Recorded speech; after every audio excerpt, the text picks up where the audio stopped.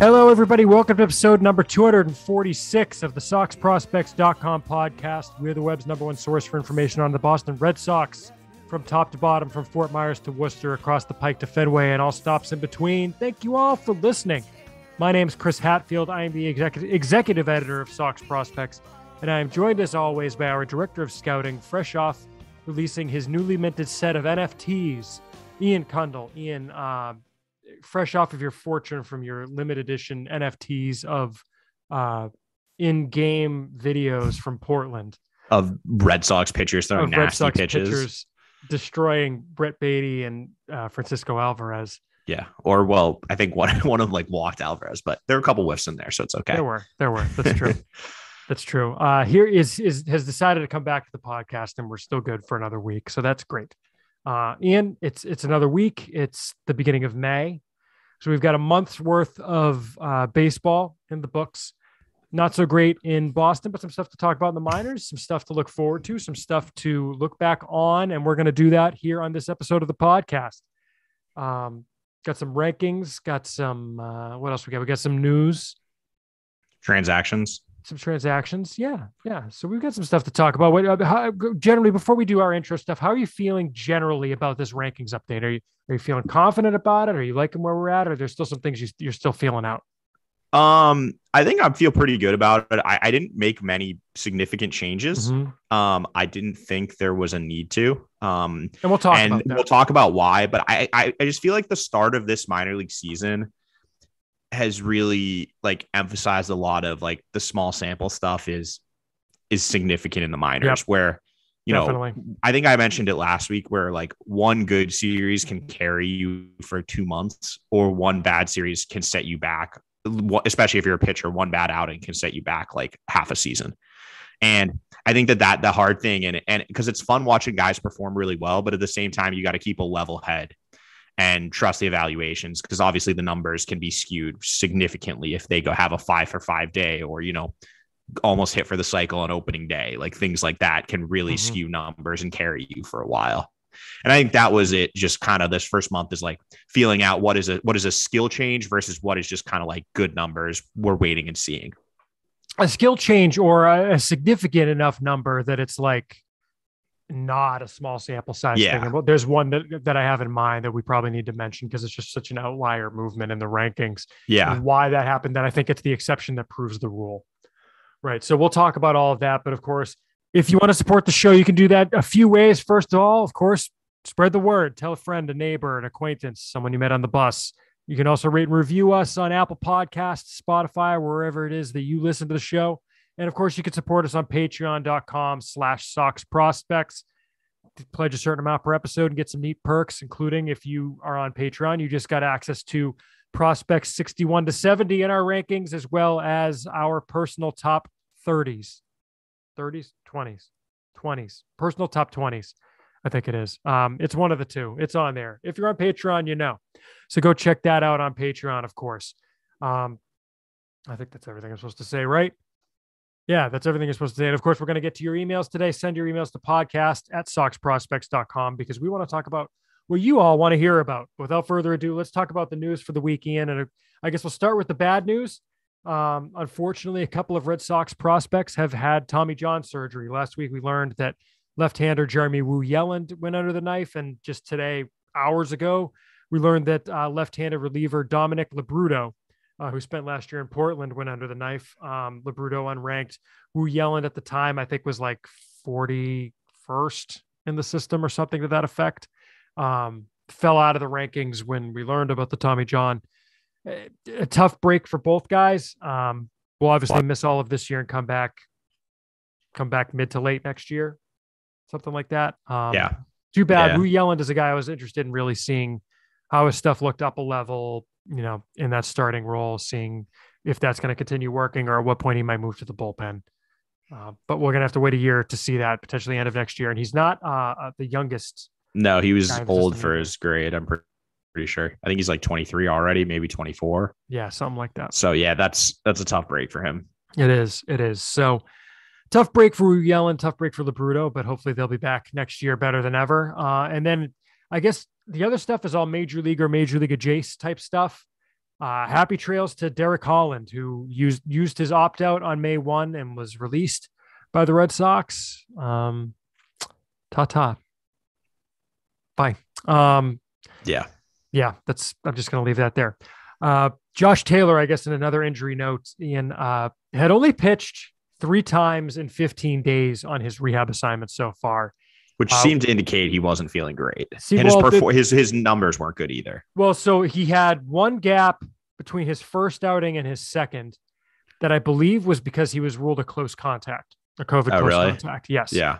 Then he had his second outing was in Portland. He went back up to Worcester, had another one, and then hadn't pitched in a week, even though he was supposed to pitch and then it kept getting pushed back. And Alex Cora confirmed today. I noticed last night he had been removed from the Worcester roster. Alex Cora confirmed today he had been removed from recalled from his rehab assignment without activation.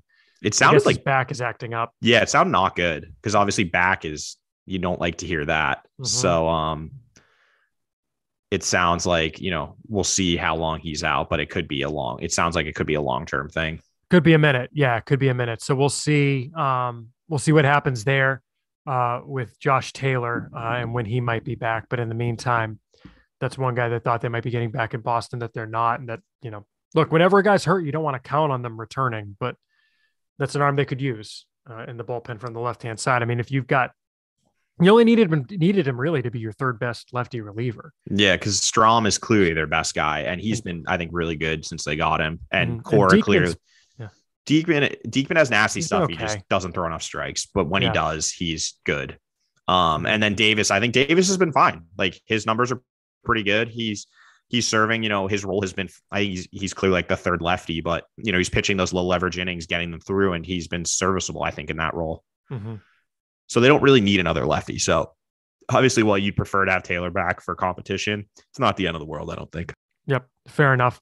And then I guess the other really big news transactions wise, Ian, was the various shakeups in Boston. Of course, we knew that the Red Sox we knew they were going to get Tanner Houck and Cutter Crawford back, and that Tyler Danish and John Schreiber were going to go back to, I was giving him the thumbs up because I screwed up Schreiber's name about 8 times in the Slack last week. What did I keep calling him? Schneider, Rob Schneider. Yes, exactly. John Schreiber. We knew they were going to go back to Worcester. We knew that the May 2nd cut down was coming from 28 to 26. Except they changed one thing, which was originally on May 2nd, you had to be on 13 pitchers and 13 position players. And they changed that to now that doesn't apply until the end of the month. Mm-hmm. So that gives the Red Sox a little time. And as we kind of suspected, as soon as this was announced, they kept it 14 pitchers, which seemed likely. So they're running kind of a skeleton bench right now, but keeping that extra arm. And so that's kind of where they're at. But and what they're doing is kind of the big news and all the transactions was Travis Shaw was designated for assignment, which I think was the most obvious DFA. Yeah, that was. We kind of talked about that last week. Great career. He was over, but the bat speed was gone, and he didn't have a role on this team. He didn't add anything to it. So Franchi Cordero is the guy who came up, and of course, after we had an episode. Literally that I titled "Time for Tristan?" ? It's time for Franchi Cordero instead. So probably worth looking into a little bit why that is. Why is it Franchi Cordero time? Why is that the direction they went? I guess the other thing that we could mention is Jalen Davis got claimed off waivers. The Giants. Outfield depth, which is fine. The one thing is it addresses a hole that we talked about is they don't have a lot of position players in AAA that they would be comfortable calling up that are on the 40. So getting him in adds someone to that bucket, Because we should mention when Rob Refsnyder was up, he was up as a COVID-19 replacement. And so while they could just remove him from the roster, he's not on the 40. He can't go back and forth. Exactly. So now they have someone in the outfield who can do that. And Aruz is out of options, right? Aruz is, yes. Yeah. So they can't send him down, right? Yeah, he's out of options. I believe. I'm fairly certain he's out of options. Yeah. No, he's got 2 left. Oh, does he? Yeah, he's got 2 left. I think the thing with Aruz is you could option him, but it's like they need 40-man spots if they're adding more people. Like as it is right now, once Aruz comes off. Which the COVID-19. So let's before we get to the Franchi stuff, I know we kind of teased it. Jonathan Aruz got placed on a rehab assignment in Worcester on Sunday. Mm-hmm. He's got 20 days down there. He's going to need I was going to say he's probably going to use a lot of those days to make up some at bats. Well, he's going to use those to make up some at bats, and also because the thing is, when he comes off of the IL, they're going to need to make a spot for him on the 40-man roster because right now the 40-man is full. I was winking when I said that. Yes, of course. He's going to use all 20 days. Let's be honest. Well, I think the only reason he winds up not using all 20 days is if they just decide, you know what, he's the guy we're DFAing. Let's just get it done with. Yeah, exactly. Which, I mean, who knows? Like, I think possible. It's not out of the realm of possibility. They have guys in AAA who I think Yolmer Sanchez could play that role also. Exactly. And he's hitting really well right now. They also, like, Jeter Downs has been a little better of late. Obviously, I don't think he would be in contention.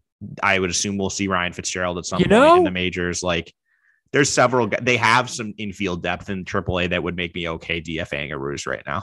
If Bogarts or Story went on the IL, I guess you've got Arroyo. Yeah, it would be Arroyo. I would be okay, but I'm saying so. No, or do you know what it would? Do you know what it would be? It would be Jalen Davis. Also, yeah, because Davis would probably come up. You just play Hernandez in the infield more. Well, no, I mean you wouldn't need. What they would do is they would play Arroyo in the infield. Right, but I'm saying that then if they needed another infielder, they could just move Hernandez in and put Davis in the outfield. That's the way around it. That's all I was saying. But my point was, I mean, because Downs is on the 40-man. Like, I think he's a guy who could come up for a week right now. Yeah, I mean, his glove is fine. Like, that's not. It's not. You know, it's never going to be like a Gold Glover or an above average or anything, but it's serviceable at shortstop. It's fine at second base. Like, I think it's very solid. And the interesting thing is he's playing exclusively shortstop right now. Yeah, which I think has a twofold purpose. It's he's clearly most comfortable at shortstop. It also, his value for other teams is higher if he can play shortstop. Showcase. So that's why you do it. Yep, but also for the Red Sox, I think it is important that he plays shortstop too, because they're pretty committed to Trevor Story at second base. Like, if Bogarts had a significant injury, I don't think they're moving Story to shortstop unless it was like a season-ending situation. You think? So I think that he's not taking a ground ball at shortstop this year, they said. Really? Yeah, he's playing exclusively second base because they want him to get comfortable over there. So I think that having someone who, if they really needed to go to it, they could try him out is valuable too. Because, like, Fitzgerald, as you've noted, they're moving around him now. Yolmer Sanchez, I don't think has played shortstop at all this year. He's played a little bit, I think. Maybe, but not a lot. Yeah, like, he's mostly been second, third. Like, that's, it seems like they want to give Downs that role. And obviously we've talked, I mean, we'll get into him later, but it struggles earlier. Two starts at short. There's some signs of life with Downs' bat, which is encouraging. Yep. And we'll get to that maybe a little bit later. Franchi Cordero has started 3 of 4 games since he's been called up at first base. It looks like it's a clear timeshare with him and Bobby Dahlbeck at first base right now, based on which is what it should be. Yeah. It's what I talked about last week. Dahlbeck is a guy who I think he is more valuable in a bit part role. The less at bats he gets, the more successful I think he can be. And I know it's what people, you don't want to hear that, but there are just certain players who aren't meant to be everyday guys. And I think he falls into that bucket for me. He's much better against left-handed pitchers. He does not make enough contact to be an everyday guy. And his defense has regressed significantly. He's not a good defender at first base anymore. And I think that when you combine all that, that's just not, you can't have that person being an everyday player on the Red Sox. And he's going to have his stretches where he's going to get hot again. And when he does that, you can play him against some bad righties. Like, I'm fine with that. But, at this point, he needs a platoon partner. And I think this is the Red Sox acknowledging that they messed that up in the offseason. They should have brought in a more competitive competition at that position and someone better than Travis Shaw for that role. And I think that they're trying to see if they can catch lightning in a bottle with Franchi, who was hitting pretty well in AAA. Well, Franchi was hitting pretty well. I mean, I don't know that I agree it's them admitting that they messed up. I think, it could be that they messed up for sure. But I think it's, did they go into the season with, like, we're going to give you some run, Dahlbeck, show us that the fall was legit, or not the fall, that like 3-week stretch, which was really all it was a 3-week stretch from August or maybe 5-week stretch into September. It might've been. Show us that's legit. And if you can show us that's legit, then cool. You've got the job till Casas is ready. But, I mean, the reason I said that is Alex Spear had an article discussing it today or yesterday. And this is a quote from it. While Dahlbeck's upside is known, some members of the organization fretted near the end of spring training that the inability to add a left-handed complement to him could prove a liability. Yeah, well, and that's what happened, right? I mean, that's exactly. So that's what I was saying. They put the eggs in the Travis Shaw basket, which was a mistake. And we said this in spring training. Like, it was obvious to us. It was obvious to anyone who watched it that he wasn't a major league quality hitter anymore. And that's the weird part to me, is that I understand why they let it go this long. And it's that weird contract that you talked about that I didn't even know existed until until Shaw, where they don't have to pay his money. So basically you just bought yourselves a couple months with a minimum salary guy who you could just release for nothing. But still, it was just a weird move. And now they're trying, obviously the lack of production at first base production has been the worst in baseball by a long shot. And now it's, they're seeing if Franchy is the one who's going to kind of hold down the fort, because it seems pretty clear to me that Casas is not in the plans for the foreseeable future being, I think we're looking at that same timeline we saw like Benintendi endeavors, June, July, like end of June, early July. Yeah. So I think that we're going to see what Franchy's got. And I don't hate the idea of giving him some run, because he was hitting well in AAA. He's always hit righties. Okay. At least in the minors. Obviously, he's never adjusted AAA to major league pitching, but he just hasn't had an extended look for a while. His most at bats, I think, were back in like 2018 or something. Yeah, in the majors. So I think at this point it makes sense. Just give him an extended run against righties. Don't hit him against lefties, and see what you have. And by the end of this, stretch, hopefully either he's hitting well or Casas is ready, or if neither of those things are happening, you go outside the organization then and find someone. But and you hope you're still in contention. Exactly. I think it's fine to give him a couple weeks or a month plus and see what he's got. And I just wonder what the next kick in the pants move for the offense would be. Just some of the guys we're discussing. I mean, is it time for Yolmer Sanchez? It has to be right field for me. Yeah. Yeah. Because the thing with Yolmer Sanchez is, where is he going to play? And this is the same thing I had with Ryan Fitzgerald until recently, is like, if Fitzgerald comes up and he was playing only infield, you're not moving Devers, you're not moving Bogarts, you're not moving Story. And he's not playing first base. So where's he going to play? Yeah. And Yolmer Sanchez is the same thing. He I don't think he's played outfield this year, has he? No, Yolmer Sanchez has only played infield. So, the only guy the outfield options are Ref Snyder, who we saw, he came up and barely played. Yeah. He was not really an option. And he's not like, that's not going to do anything for you if he comes up. I mean, Jaron Duran's the other thing. The two are Duran and Fitzgerald. And they're playing Fitzgerald in right field now. Well, I mean, it's weird because Duran, here's the thing you have to remember with Duran's season. He played 2 games before the positive COVID test. Basically missed a week and a half. He DH'd on the Sunday of the second week of the season. Yeah. The following week, he only played 4 games, one of them at DH. For reasons that are not clear. Maybe he was just after effects of COVID or something. Who knows? Mm-hmm. Last week was his first week playing all 6 games. He has played center field in all but 1 game, and he played left in the other game. Which is not surprising, because his defense is still, as we've talked about a lot, is not good. And it's not looked good this year. It's interesting. Go ahead. Just talking to scouts who have seen AAA, not very glowing reviews on his defense, I'll say. There's a lot of he's a left fielder talk, which is not ideal, obviously. I mean, Alex Verdugo is not adding much at the bat right now. He was fine to start the year, and he's been really bad off. But if you look his numbers, like his expected slugging, he's hitting the ball hard. Like he's just like getting out, unfortunately. I mean, you just wonder, is Verdugo and right and Duran and left the next shot you take? Because the thing with Fitzgerald is he's not on the 40. No. And this is the thing, is Bradley, after a fine start, when we talked about the last episode, he was hitting like 220. He's down to like 150 now, and he can't hit anything yet again. And I understand his defense. And I think, and you saw it, you went to a game and saw his defense. I was in Baltimore, and the important thing about going to see games in person is that you see things that are not on video. Right. Yeah. Because when I'm watching the game at home, I can only see what the cameras are showing me. Exactly. They're not showing me where the right fielder is starting, where the center fielder is starting, like positioning or jumps or anything like that. Yeah. I'm just watching. We were seated behind like sort of behind the third base dugout towards the You had plate. like a clear line to right field. Clear line to Yeah. right field. And like I saw, I forget who the batter was, Urias maybe, swing the bat. And as he's swinging, my eye caught Bradley moving. And in one smooth motion, as the ball gets hit, he's moving to the spot where the ball's going to hit. I'm like, how do you even know as the swing, the guy's swinging, and that's why we say, we do these, we have to go to games. We don't just scout using MILB TV, that's why, getting all this about getting play-by-play broadcasters back out on the road is important. You see things you don't see.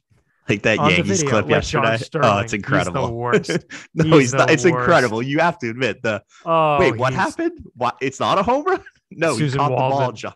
Trying to, Susan just being like, well, I've watched that. Ball. I've watched that clip like 20 times. It's so funny. It's great. It's high art. It's performance art.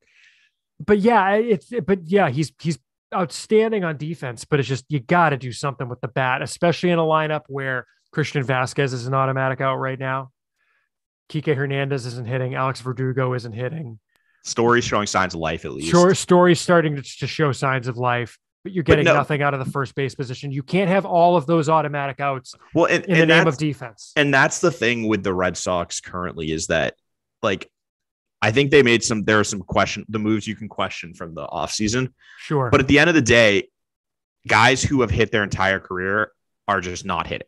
And like, there's nothing you can do if 7 of your guys are snake bitten and have like WRC pluses significantly below their career averages. Like, you can't, you know what I mean? Like, you can't go out and replace everyone. Like, you have to live with the team you built. And like, there are definitely flaws with this team, but they're not as bad as they're playing right now. And it's all getting magnified because of how bad, like, the starting pitching, I think, has been great. The bullpen has been solid enough until the 9th inning, because they don't have a 9th inning guy, because they're having to push guys around that should be the 9th inning guy, which I think we'll get to in a second, because that was the other thing to come out.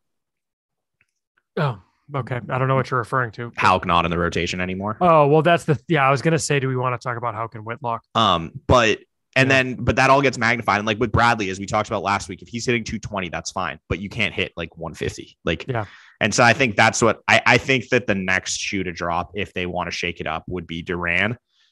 And I think that could be the move we see if they decide to go back to 13 pitchers, because I don't know how they would do it without that. Like, do they just option Dahlbeck? Is that what you do? Like, you're saying that's when he comes up? Because like, I don't know how you get to, my thing is, I was talking about this with someone like yesterday, actually, about Duran, is like, how do you get him on the roster? You can't send down Plawecki. He's your backup catcher. You can't send down Arroyo. They have a short bench. Yeah. It would have to be, it either have to be Dahlbeck or an infield or a pitcher. Yeah. It has to be a pitcher when they get back to 13 and 13. But then that means you're doing this for another month. No, you could do it sooner. No, I'm saying, but I'm saying, wait until then. Fair. But right. Yeah. Correct. Yeah, that's fair. But that would be the way as a pitcher. But yeah, so. Yeah, that's the clear way they do it. And that's the clear way they do it. And it's, yeah, I think it's when they send down a bullpen guy. And like I said, it doesn't need to be May 31st. Yeah, May 30th. It doesn't need to be Memorial Day. It could be mid-May. Yeah, it could. But be, I think that it has, like, Duran is, and he's made some subtle adjustments again with his swing. Duran has with like his load and stuff. So we'll see if that, helps. If it takes. Yeah. His hands are higher now and he's more vertical, which is good, because where he had his hands before, we talked about, I didn't really like it all. Yep. So we'll see if that, and that seems to be, he's hitting well right now. So I have to imagine though, that would be the move. And then you try to, you move Verdugo to right, you put Duran in left, and you see what happens. Yeah. I mean, it's going to be interesting to see where they play guys, because especially now that Ref Snyder is back in Worcester, with Duran and Ref Snyder in the lineup, we don't know how they're going to play it, because there was the start of the year when Duran played center once and left once, and Ref Snyder played left and center once each. Yeah. Duran went on the COVID IL, came back and DH'd. That was the one game he played with Ref Snyder before Ref Snyder went up. Mm-hmm. Then they've played together 2 games last week. Ref Snyder played right and center. Duran played center and left. I want to see who's getting more time in the corner outfield, because the other thing is Ryan Fitzgerald last week started 3 games in right field. The previous week he started 2. The previous week he started 1. They are working him more into right field. Part of that may just be roster construction. I think so it I don't is want to read too much into it. Well, I think it's with him too. That's his role as a utility player, and that would mean playing him in as many positions as possible is advantageous for him and for the organization. Because Franchi Cordero was playing a fair amount of right field as well. So when Franchi Cordero went up, Fitzgerald is playing right field because Johan Miesis is barely playing. He's a bench guy for that roster. He's depth. The starting outfielders are Christian Stewart, who's left field only. Ref Snyder, who they can play anywhere. Duran, who they were letting get comfortable in center, clearly, before they tried moving him around a bit. Franchi was playing left, center, and right. He was moving around. Yeah. So, and then in the infield, like you're going to have with Aruz starting to be worked back into, he's going to be playing second, third, or short too. So that's just another body for that infield spot, which could push Fitzgerald to the outfield more. Fifi the cat agrees. So, yeah. All right. Well, anyway, the other thing I guess we need to talk about in the majors, Garrett Whitlock is now in the rotation and Tanner Houck is now in the bullpen. Mm-hmm. People are mad about this. I don't get it. I mean, I get it, but I don't get it. So here's my take, and tell me what you think. I get why people are like, but you need him in the bullpen because you need him to throw important innings. Innings 1 to 6 can be important. Yeah. I think, it gets magnified by they don't have a closer. And they've blown, they need rolls. They've blown like 3 leads in the 9th inning in the last week. Yeah. I saw one. They just struggled to put games away. And it's a combination of when your offense isn't hitting and you're playing a ton of close games, and then you don't have those late inning defined roles. You run into the situation there and now where, you're running out Salmore in the 10th inning in a tie game, or, Jake Diekman's trying to close out a game on the road against the Blue Jays. And then you bring in Matt Barnes when he can't do it. Like, it's just not a great situation. And I think that they're getting caught in where they definitely banked on Barnes getting his stuff back and taking the closer's role, and it's just not there. And I think they're kind of like scrambling to figure out what to do. And obviously the easy thing to do would be to put Whitlock in that role. Mm-hmm. But as we talked about, like Whitlock is probably their second best starter right now. And you can make a case for their best starter stuff wise. It's him or Eovaldi. I think you have to say Eovaldi's the first starter. Yeah. No question. So, but Whitlock would be their number 2 starter if he was a full-time member of the rotation. He could be. We'll see what it looks like. He also is definitely their best reliever. Like, that's not a question. Yeah. So it's they're caught in between. And I think what they've just kind of determined is that they like Whitlock's ability in the rotation more than Houck. I mean, Houck has been 5 and dive. He'll get through 5 most of the time, but then it's out. And I think they've just kind of decided that Houck is more useful to them in that piggyback role with Rich Hill, whereas Whitlock can be like an out and out starter. But I think this is all subject to change. It seems like they're just going to evaluate it after each turn. And given Whitlock's coming off his injury from 2 years ago, and like if you look at his innings, I don't see any way he gets past like 140 innings this year. So he couldn't run out the season in the rotation anyway. So I think this is going to be a very fluid situation, and it's going to change a lot as we kind of progress through the season. This is what we said they were going to do at the beginning of the year with Houck and Whitlock spelling guys. Like, it wouldn't surprise me if Rich Hill gets a phantom IL stint and Houck starts in that slot in June. Yeah. Right. Like, I mean, they're not letting Whitlock go 5. Not yet. Well, he's not ramped up enough to do that either. So, I mean, but when is he going to be? It's May. Right? Well, but that's what I'm saying about his innings. I'm not sure if they Rich Hill. Who you mean? You said Whitlock. Oh, Rich Hill. Sorry. Rich Hill's like 40. Like, well, that's what I'm saying. Is like that makes sense. I'm fine with him being 5 good innings. He hasn't finished 5 innings yet. Yeah, I'm fine with. He hasn't even thrown 5, and that's fine. But what I'm saying is, they clearly want to keep his innings down. They clearly aren't going to just let the leash off of him. A phantom IL stint in June. Well, and the other thing is not too, crazy to think about. At some point, they're going to get Paxton and Chris Sale back, and that's 2 significant additions. And I think it might have been Peter Gammons had an article about it, or mentioning that they're both ramping up a little bit, and there's a chance we could see them back on a mound by June. So like back in like minor league rehabbing starting it around June. So like those guys could be, 6-8 weeks away. I think they're just trying to buy time to get there. And as you said, it's going to be like fluid with 6 guys for 5 spots, basically. Well, really it's not, because Eovaldi's not going to go anywhere, and Walker's been very good, so he's not going to go anywhere either. But those other guys, it kind of just going to be, Pavetta, Whitlock, Hill, Houck.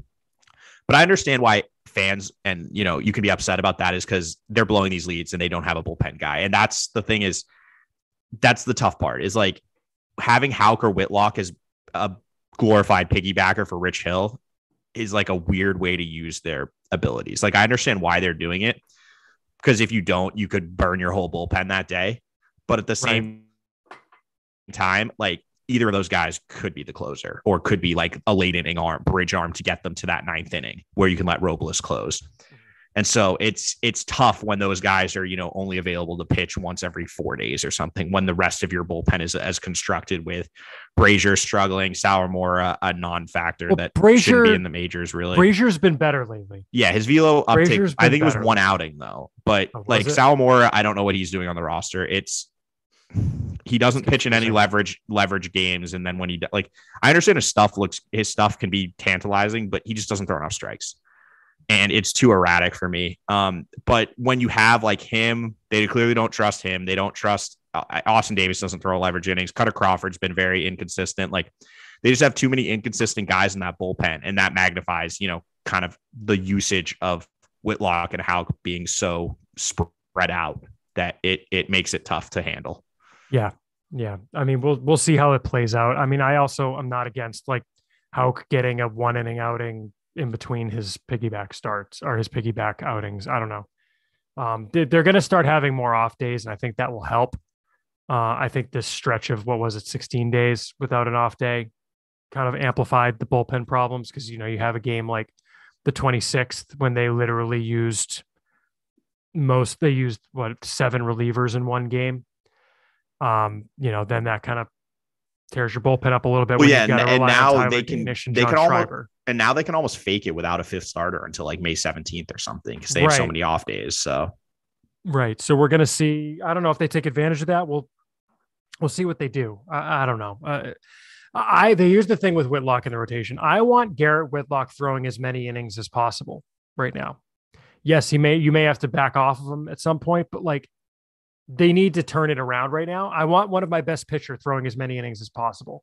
There was a point early in the year where that was in a bullpen role when he had thrown more outings than Waka or Hill or whatever. But now, if you're going to get 6 out of him in the rotation every 5 games, and you're not going to get 6 out of him in a 5-game stretch in a bullpen role, yeah, start him. Cool. I want him throwing more innings because he's one of my best pitchers.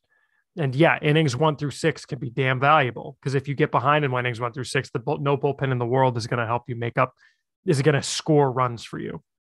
You know what I mean? When the offense is going the way it is, I want a guy that's out there that's going to hold the other team scoreless while we eke out our 1 run.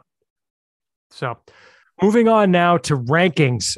Ian, we updated the site rankings, the SP60, if you will, on May the 1st. I think they actually went up on April 30th. Mike got them up a day early. And we wanted to highlight some of the guys who moved around a little bit to make some points and discuss some of the changes. We're not going to talk about every person who moved in the rankings. So if you want to go check out the new ones, check them out at soxprospects.com. Literally just the front page of the website. They're right there. You can check them out. And Ian, to me, starting at the top, every time there is a change in the top 5 or 10, that's pretty significant. And we flipped our number 4 and number 5 prospects, Jaron Duran and Brian Baio. Duran, despite hitting pretty well recently, as we were just talking about, goes down to 5 in favor of Baio. For me, it wasn't that hard of a call, honestly. How did you feel about it, and why, briefly? I agree. I don't think it was that hard of a call, and I think it's 2 things. It's a combination of Baio looking better and having the more people I'm talking to, and having seen him myself. I think he's got a better chance to start than I did coming into the year. Mm-hmm. And with Duran, it's the flip side of I'm seriously concerned about his center field ability, and if he's not a center fielder, then, that's a big question mark with he's going to really have to hit. And I'm not sure he's got enough bat to carry that. So I think that flip makes a lot of sense, given those 2 factors. And Baio's obviously been outstanding to start the season. So I think it's more leaning towards Baio being better and having a better chance to start, but there's definitely some Duran consideration with the defense. Yeah, for sure. And to me, Baio is just, it's getting to the point where when he goes out and starts, I'm expecting him to have not good strikeout numbers and allow 2 or fewer runs and, pitch into the 6th and that kind of thing. So, I mean, I'll just say it. Like, I talked to a scout who was like, this guy should be a top 100 national arm, and it's not close. Mm-hmm. Like, there are some people who are really big fans of him. And if you look, as you said, like, he's missing more bats. He's getting through 5 innings pretty comfortably. That 6th inning is proven a little difficult for him. He still hasn't gotten out of the 6th inning yet. But, he's he's showing good control. Command is still a work in progress. He's missing bats with 3 pitches. He's showing definitely improvement with the secondaries, both the slider and the changeup or splitter, depending. I think it's a changeup, but they're both showing, out pitch potential. And, you're talking about a 3-pitch guy, really loose, good velocity. Like, he checks a lot of boxes, and, with a better chance to start, I'm going to take a starting pitcher over a guy who is, a below average defender in the outfield pretty much every day. Like, for him, for a guy who with Duran's defensive potential to be above a potential starter, he's going to have to really, really hit. And I'm just not confident Duran has that much, with his bat to be able to push ahead of Baio. Well said. Well said. The next guy I wanted to highlight is Baio's rotation mate, Brandon Walter, who I believe was our pitcher of the month for the month of April. Throwing well, has looked good out there. It was unanimous number 6, up 3 spots from 9. Ian, what did you've seen Walter? What do you think it is with him that makes him is a chance to start for him as well? Yeah, I think he's definitely got a chance to start. I wouldn't be surprised if Brandon Walter starts game for the Red Sox this year. I think he's very polished. He's got 3 pitches, throws a ton of strikes. I don't think he's walked a guy this year. Does that sound right? He has. No. Yes, it sounds right. He's not 29 strikeouts, no walks this year. Mm-hmm. Like, he pounds the zone. He really knows how to 2 guys, I think, for what it's worth. Yeah, whatever.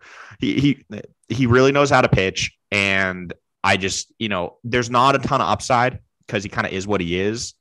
Like, it's 90 to 93. It's low 90s fastball with 2 secondaries that you can go 55 to 60 on.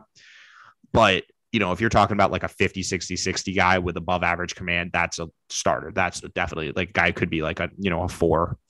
So with the amount of, with how valuable starting pitching is these days, like that was pretty easy for me to put him at 6. And, you can make a case for him over Duran, I think.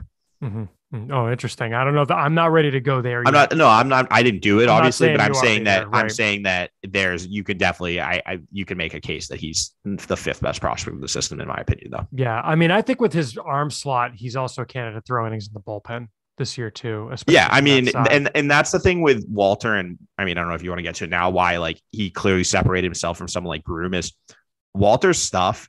I could see playing as a starter in a swingman role or in a pure relief role. You can't say that about some of the other guys in that. Well, let's go ahead and say it because Jay Groom fell from 6 to 4. And I think part of that is no. Or 6 to 10. Sorry. Yeah. He dropped 4. I saw the 4. You're right. Thank you. Dropped from 6 to 10. Part of that I think is just, I'm looking at that rotation and I like Walter better. Why am I ranking?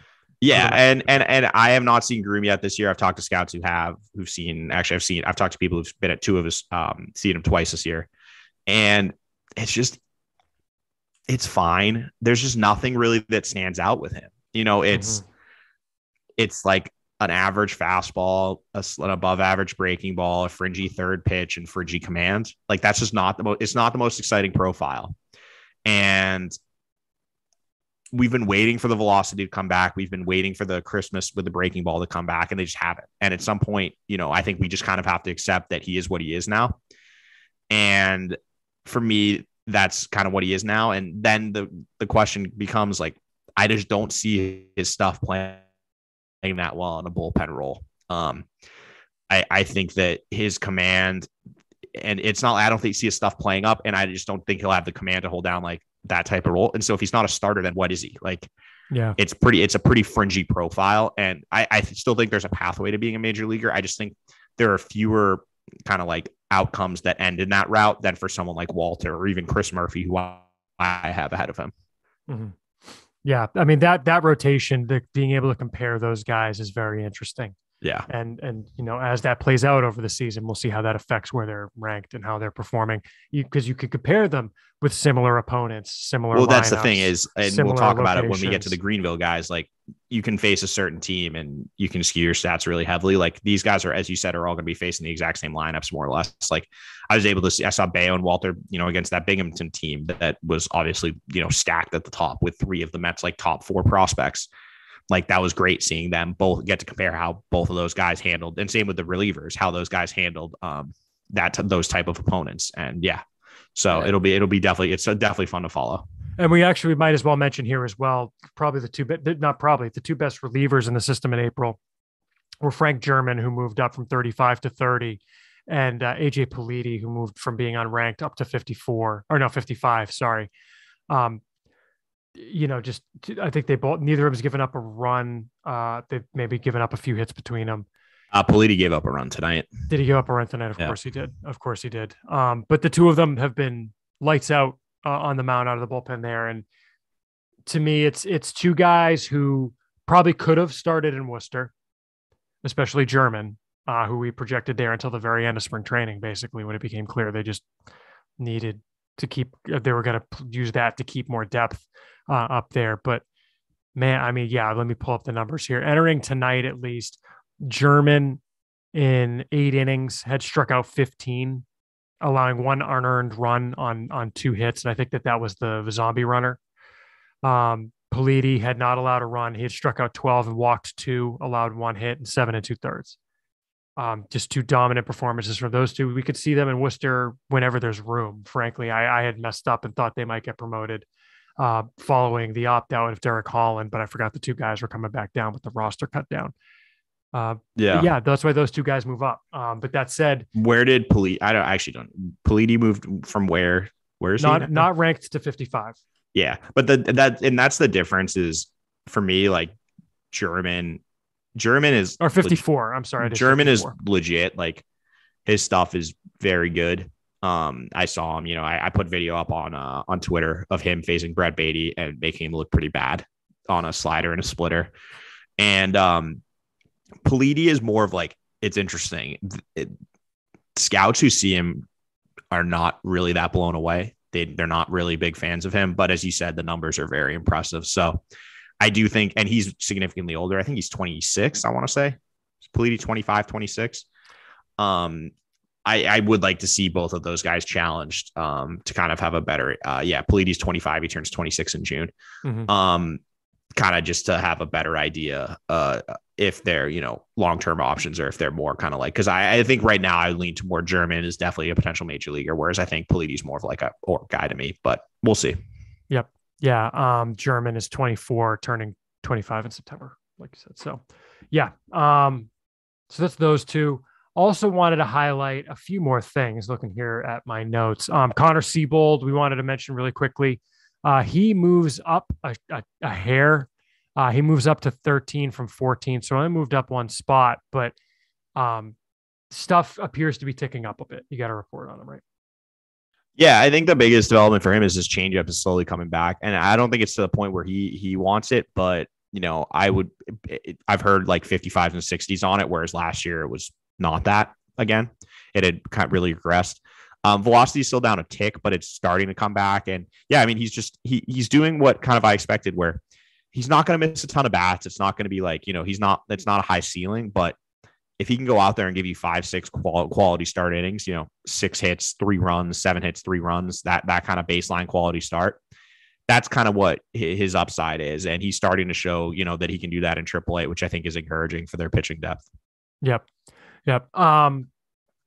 Moving on downward, I guess his teammate, we one of the things we wanted to highlight and going through the rankings like this is how important context is, especially early in the year. And this one's a little weird because we kind of want to explain. Jeter Downs fell from 13 to 16, which in part is just kind of not all of us felt the same about his month, but he like dropped 2 in my rankings because I was moving other guys up and Cedon Rafaela. And I think I moved Benelis a little bit above him. I'm regretting that a little bit right now, frankly. But Downs had a pretty good month. He was, especially at the tail end. The numbers don't jump out at you. But keeping in mind that I think he still has he has like 18 at bats since joining the Red Sox against pitchers who are older than him. In the international this year he has 4 at bats against guys younger than him. Right. So young for the league. He has above average stats, believe it or not, even though the numbers don't jump off the page at you, even though for the year you look at it and yes, he's only hitting 241 batting average, 344 on base percentage, 482 slugging. So it's an 826 OPS, which is frankly pretty good. It went up a fair amount over the past week. That's above league average. I mean, if you look, and then if you go even further, bombs. If you look from April 15th, which is, so that's like the end of their the series, or sorry, from April 12th, which is like the end of their series, that opening series against Jacksonville. Since then, he's 262, 366, 508. Like, yeah, I'll take that. 4 home runs. 20, his strikeouts is under 30%. I think it's at like 29% in that stretch, 28% around that. Yeah. Like, and he's definitely showing improvement. And if you look, his strikeouts, even if you look, you go even further, like I think it's his last 10 games or something. It's, or last 10 games. He's under 25%. So as the season is going on, his strikeouts are trending down. The walks are trending up. He's making much harder contact. He seems like he's made some slight adjustments at the plate with kind of his leg kick, kind of toned it down a little bit from where it was at the beginning of the season. And I mean, I understand it's obviously not, he's not where people wanted him to be at this point, but he's definitely making progress. And that's very encouraging to see, given the start he had and kind of the season he was coming off last season. For sure. And given his, I think he can play shortstop, the barrier for him offensively is pretty low. So there's definitely some encouraging signs with him right now. Mm-hmm. Mm-hmm. Yeah. And keep in mind too, we talk about the polar vortex. This is not a situation where all home runs are nonsense. And the thing is, if you look at the home away splits for the Worcester Red Sox, they're not much different, especially with home runs. Polar Park seems to be inflating averages a bit, at least for the home team. I think with Polar Park, for me, it's more left-handed hitters than right-handed hitters too. Right. Right. 100%. Right-handed hitters do not get the benefit. The wind is blowing out to right center. And unless you're going the other way, it's more of a left-handed hitter's kind of like advantage. For sure. All right, moving on. Another thing we wanted to highlight is kind of this group of Greenville hitters. Ceddanne Rafaela moved up to 15 this month. He had been previously ranked 19th. And I think that that's legitimate. I was one of the guys who moved him up in my rankings. But you get a group that includes him, Alex Bonellis, Matthew Lugo, who've been hitting very well this year in Greenville, and they all moved up a little bit. You have to keep in mind context.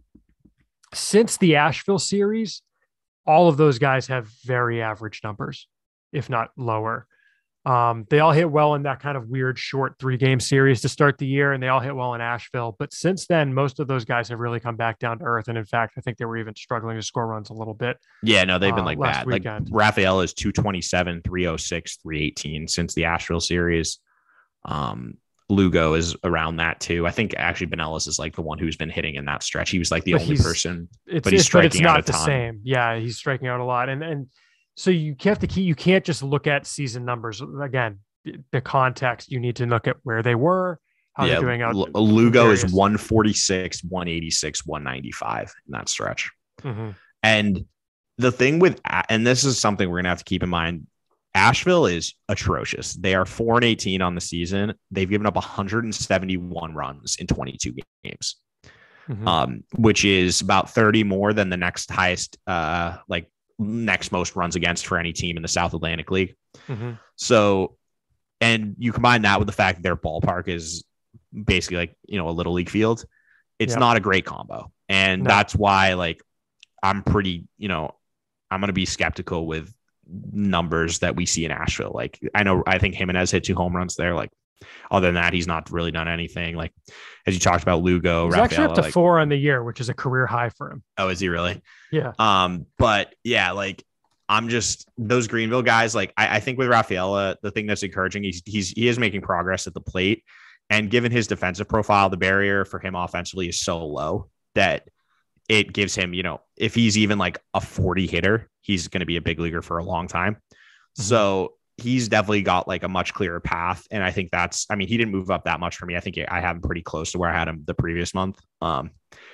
But with these other guys, I'm more in like a wait and see mode with them, which is why I didn't really bump Pinellas up that much or bump Lugo up that much. I mean, they moved around in that range of utility infielder potentially, but yeah. And that's kind of where I wanted to focus next. If you look at this range from 22 to 27, it's all guys who can play middle infield. I would put it that way. It's, Koss, Fitzgerald, Lugo, Hamilton, Paulino, Bonacci. Sorry.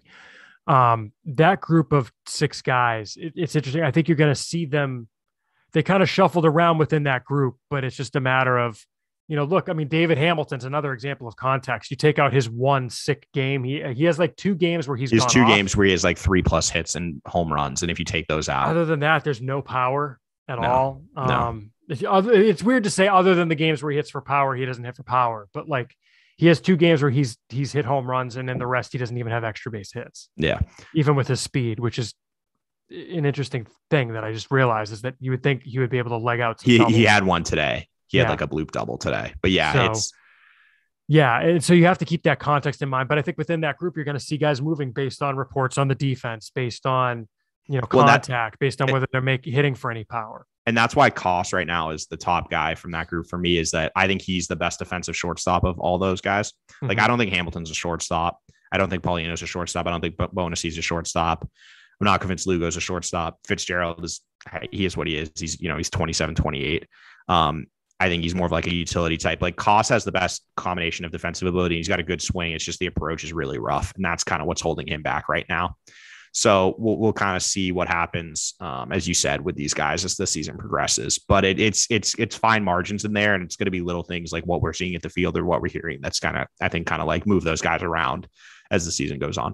Yeah, for me, I mean, I've got Fitzgerald first out of that group, just ahead of Koss, but to me, that's proximity, and he's hitting in AAA, and I see him on a major league roster. Not necessarily imminently. Oh yeah. But, I mean, and I'm not I think he could. I just think my thing with Fitzgerald is like his strikeout rate is above 30% right now. I just think that if he gets up to the big leagues, I'm not sure he's going to be able to hit enough to stick. And that's my concern is I need to see some refinement with his approach and kind of better swing decisions before I'm comfortable projecting him as like a long-term major league option. For sure. Yeah. I mean, he's got a 31.8% K rate on the year. So that definitely needs to come down. And then I think, did we have anyone else we wanted to mention? I think that's about it in terms of the rankings, guys. Anyone else that you wanted to mention, Ian? I mean, we should mention, like, I think Chi-Jung Liu got a nice little bump just because his velocity has really come back. Like, he went from last year where he was like 90 to 92 to now he's, 94 to 97 as Chris, our Chris Clegg, who's helping us out down with Greenville, saw. So that's kind of like a pretty drastic shift for him. So he moved up a little bit. And I think, like, looking down like a little lower, like Tyler Oberstein moved up a few spots. He's pitched really well in the rotation for Salem. He had another good start today. Mm-hmm. So he's kind of building on what we saw during spring training, kind of things like that. Yeah. The last one I wanted to mention, and this is a context thing, is you'll see me saying at this point of the year, we don't want to move guys a ton based on 1 month of data. I did want to point out kind of the exception to that proves the rule. Brandon Howlett fell from 43 to 60 for us, dropping 17 spots. And I wanted to explain why. Don't read too much into numbers from the first month, and there's a 50% strikeout rate, which is what he's got. He just looks completely overmatched right now. He's, kind of, I feel for him too, because they're also kind of trying him in right field, which is the thing. They like tried it and then they backed off, and now it seems like they're trying it again recently. He played there on Sunday after getting into the game late and going to right field as a pinch hitter the day before. But to me, when I see a 50% K rate, that's telling me you're overmatched, and he's at a level that he should not be overmatched at. He spent all of last year in high A Greenville. He spent all of 2019 in low A Greenville. He should be ready for Double A at this point. And I think we probably goosed him up a little too much on a good showing when we were down in camp. He hit a bunch of balls really hard For me, I saw him 2 games and he hit like 5. He had like 5 extra base hits, including 2 absolute bombs. And that's why you can't read too much into that sample. So yeah, I mean, it's a tough profile for him, as you said. The hit tool is not really there. The defense is rough, so I'm not really sure what he is right now. Yep. All right. Well, let's move on then, Ian, and we can stay on the line to emails. Again, send your emails to podcast@soxprospects.com. We always want to talk about what you all want to hear about. So we'll hit up your emails right now, as we do at the end of every show. And Ian, our first email comes from Matt from Cumberland. He says, this isn't a Sox prospect specific question, although I will turn to a Sox-centric story at the end. But I've noticed you mentioning MLB The Show and other baseball video games a bit more recently on the pod. Do either of you play regularly? If so, what game modes do you use? I played the same copy of High Heat Major League Baseball from 2001 to 2013, the one with Vlad Sr. on the cover, before switching to The Show, and now I'm one of the suckers who buys it every year. And he says, here's the Sox prospect story. I was playing a game against Portland with my Road to the Show character. It was May 2022 on the calendar, and Marcelo Meyer was already in Double-A. Would you call that an aggressive promotion? Matt from Cumberland. Ian, correct me if I'm wrong. How far down does the minor leagues in The Show go? Because last time I played, it only went to Double-A. I honestly don't know. I thought it might go to High A, but I mean, I'm sure. I know that you can like download rosters where people like have everyone in there. Yeah. So because I still dabble on NCAA like 2013. All right. And I have like a downloaded roster that has like every team's players on it. And I'm pretty sure you can do the same thing with MLB The Show. So I'm assuming there's probably someone doing like a full minors thing, but I don't know for sure what the game. Oh yeah. No, I remember when I last played The Show in like 2013, I think, because I was still in law school.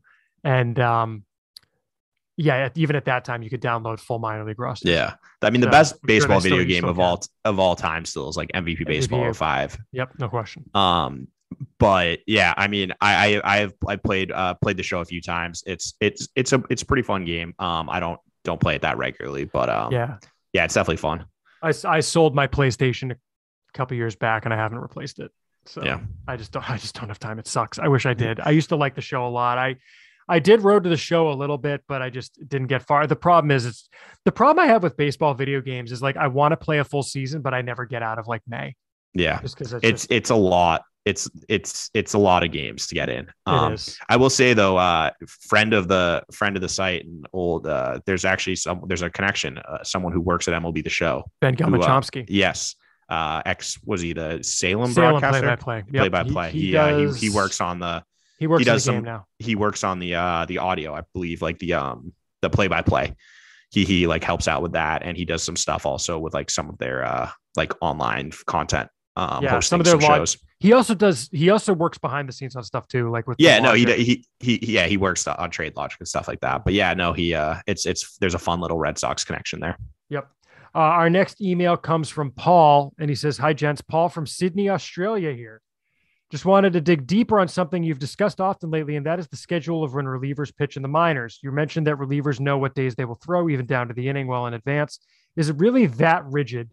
By such a strict regimen, aren't relievers missing the intangibles they will face in the majors? How do they fare with runners on base? Can they hold runners? Do they go to water in a one-run game? Is that a saying? I don't know. Do they go to water? Can they get through the heart of a lineup with someone like, say, Frank German, a possible major league inclusion later in the year? Don't you want to see him almost exclusively in tight spots rather than coming in with an 8-1 lead just because it's his day/inning to pitch? Like most sports, I assume much of pitching is between the ears, or is the minors really about working on quote unquote stuff? Cheers." That's a good question, Ian. And I guess to start, I don't think it's literally rigid as like, there is no way you are coming in anytime other than the 5th. Right. Like it matters within games, but they know when it's their throw day. They know when they're off. Well, they know the order. Like, I mean, I don't know. I think it's pretty rigid. Like you'll see, like, I know for example, in Salem at the end of last season, there would be like, if a starter couldn't get out of an inning, Miguel Suero would come in, finish the inning, and then the next guy would always start the next inning clean. They would never bring in. There's certain guys they won't bring in the middle of innings, for example, things like that. So I think it is pretty rigid, actually. Yeah, and actually Frank German, although so when we say they know when they're coming in, Frank German has closed every of the 5 games he's pitched, or 6 games he's pitched, he's closed 5 of them, and the other game he didn't close because it went to extras. He pitched the 9th in that game. So they're getting him like he's he's pitching late inning reps. Yeah. And here's the thing. Or it's like, I did an example is like Jacob Wallace has pitched before Chase Shugart, like I think like 3 straight outings. Or 2 straight outings. Like, cause I saw him last week do it. And then it happened again today where it went Wallace, Shugart in the bullpen, like things like that. Yeah. I mean, I think it's just kind of the way it kind of snakes around. They've got guys they want to pitch every so often. They've got guys they work around, priority guys. You need to know what days you're doing what on off days. You need to know whether you should lift heavy on a given day, whether you should, whether it's your long toss day, it's your side day. It's different in the major leagues where you just always have to be ready to pitch. Yeah. Right. And there are certain guys that they just like Miguel Suero was my example last year, who are kind of like the Swiss Army knife, who will come in when they need someone to finish an inning, or like, this guy couldn't get out of this inning. Or this guy, only gave us 4 because he had a 35 pitch inning. He'll bridge that 1 inning gap until the guy we were anticipating bringing in, things like that. Exactly. So they have guys, like Dylan Spake now piggybacks Jay Groom. He's followed Jay Groom in every start Groom has had this year. Yeah. Except for one game where Brendan Nail came in to finish an inning because they wanted Spake to get a clean inning. Exactly. Like that's the thing is they're going to have I think there's kind of like 3 buckets. You have like the long reliever piggybacks, you have your short relievers, and then you have like the guys who are as I said, the Swiss Army knife, kind of like, bring in case of emergency guys who come in when they exceed the pitch limit. But I think the thing to remember too with the minors is like Brian Baio's outing was a good example that I saw last week, where he was at 81 pitches, I think, after 5 innings, and they brought him back out to face to get to 85 pitches. So he pitched to 2 batters in the next inning, and then as soon as he hit 85 pitches, he was out.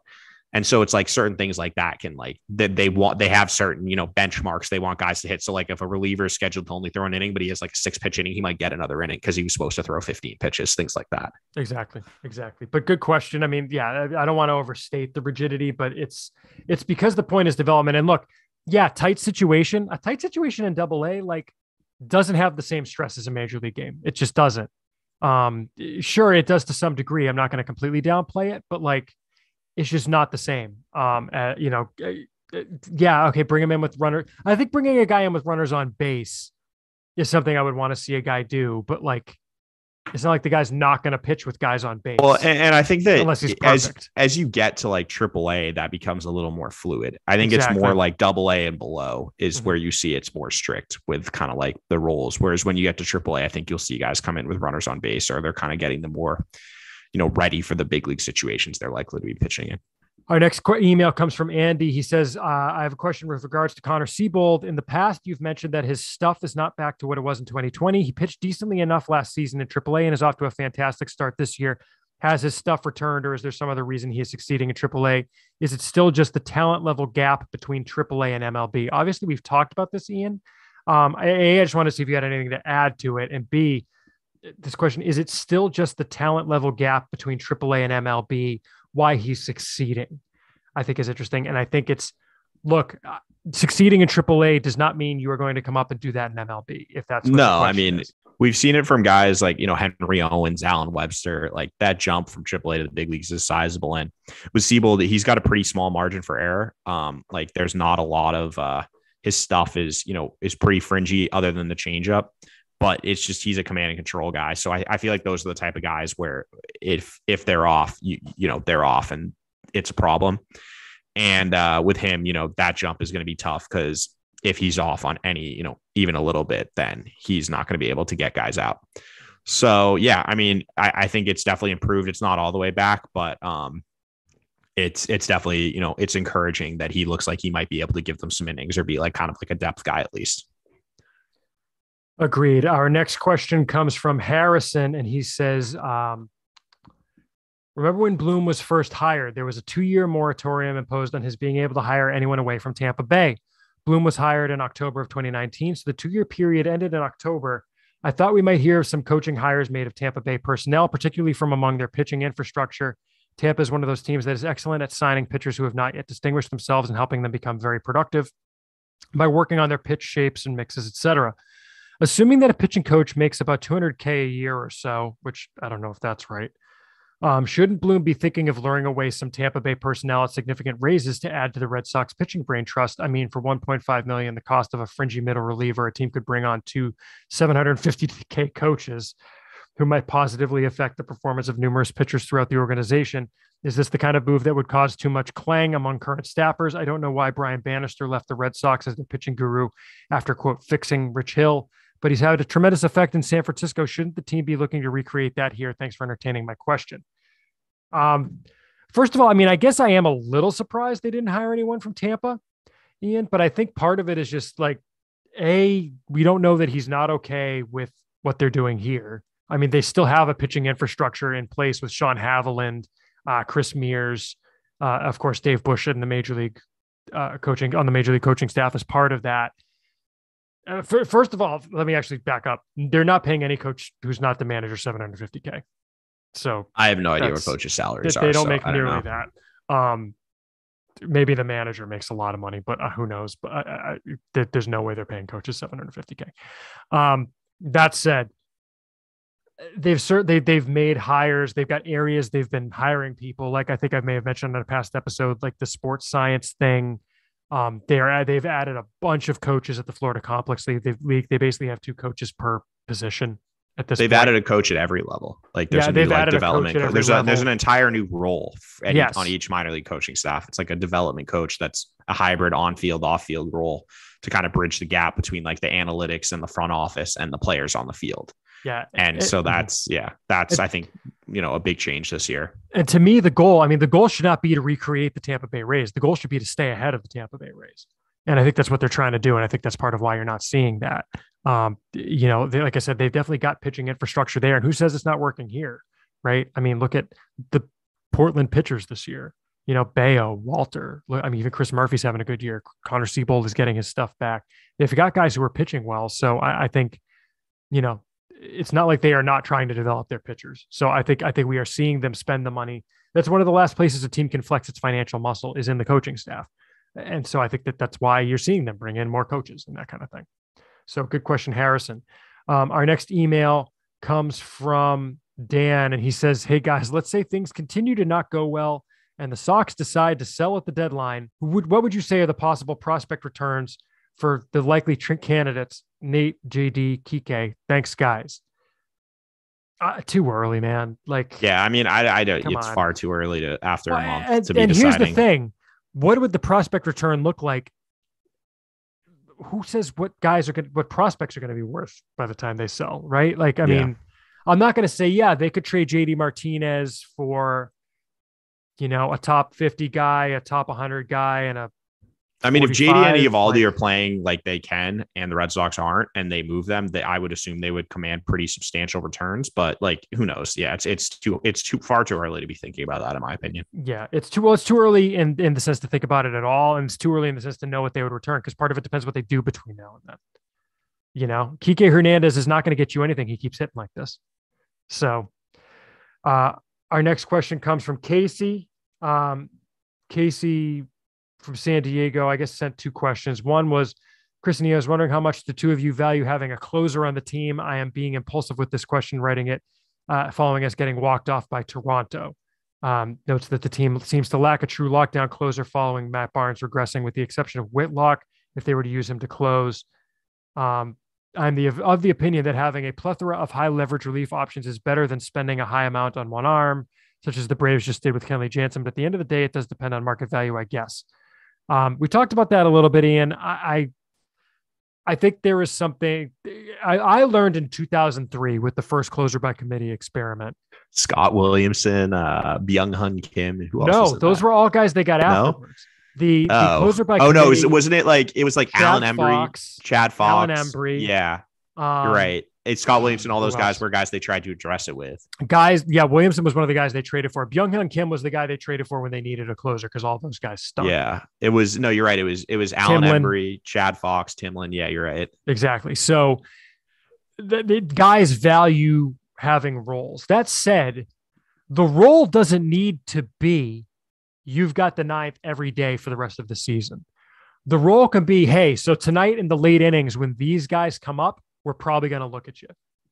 Like that's a role, in the middle innings. If these guys come up, if the lefties are up, we're going to look to you.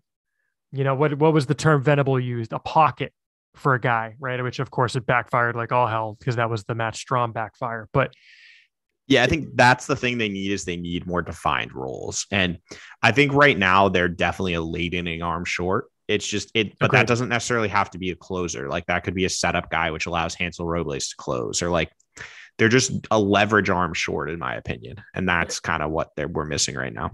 And look, across baseball, there are like 10 teams that don't have defined closers and another couple that like match up. Like they have two guys who are late in arms. There's like the Giants with Jake McGee and Camilo Doval and Tyler Rogers. Yeah. Or like you look at the Mariners have like 4 guys who are saves this year or 5 guys with saves already. It was Castillo, Sewell, Steckenrider, and Andres Munoz.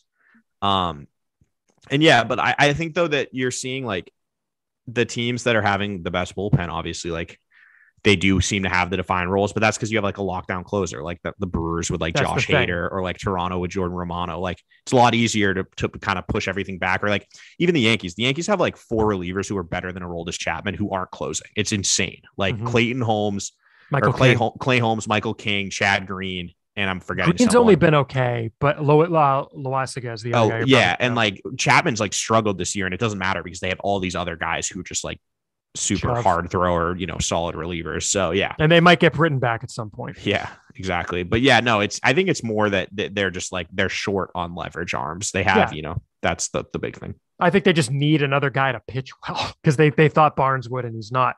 In case he asked another question in the wake of it being tweeted today, what would you think about the Red Sox trying to get Dinelson Lamet from San Diego? And what do you think it would cost? I think Lamet's upside makes him an interesting reclamation project. I don't want a reclamation project. Yeah, I don't think it's worth it because it's as you said, he's not been great this year. It's somewhat of like a reclamation project, and his injury track record is terrifying. Like he's, it seems like it's kind of just waiting for it to explode with him. Yeah.